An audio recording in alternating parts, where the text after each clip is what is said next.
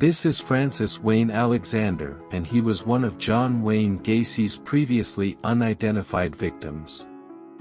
His family stated he was around 21 years old when he went missing.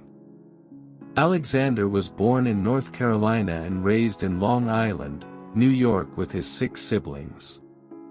Not much is known about him except that he was married in Chicago for a few months before divorcing in 1975. It is believed that he met Gacy when he moved to Chicago, Illinois, sometime between 1976 and early 1977. The Cook County Sheriff's Office also stated that Alexander may have lived in Chicago's North Side for about a year before he went missing. The last known record of his life was a traffic ticket he received in Chicago in January 1976. Exactly how he met Gacy is still unknown, but as reported by TheGuardian.com, Alexander lived in an area that was frequented by Gacy and where other identified victims had previously lived. In 2011, Cook County Sheriff Tom Dart reopened Gacy's case in hopes to identify the remaining unknown victims. The sheriff's office secretly exhumed 8 unidentified victims and asked the public for their assistance. Families with missing male relatives from the Chicago area during the 70s could send in their DNA to help. The sheriff's office had teamed up with the DNA Doe Project, a non-profit group that used genetic materials to identify the deceased with their relatives.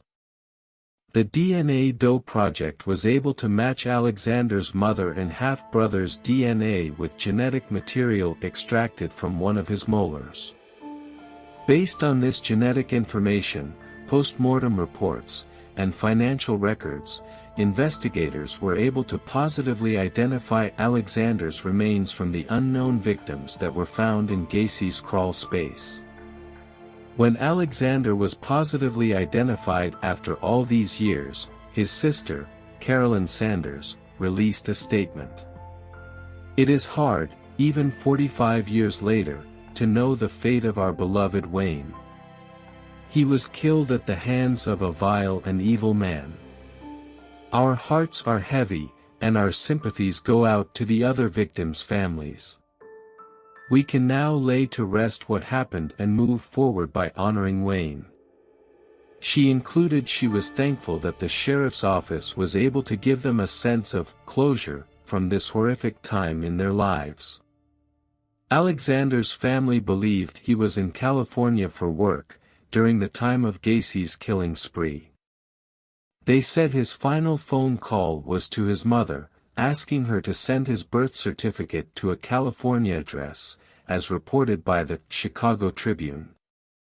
He is survived by his mother, now 87, and half-sisters and half-brothers.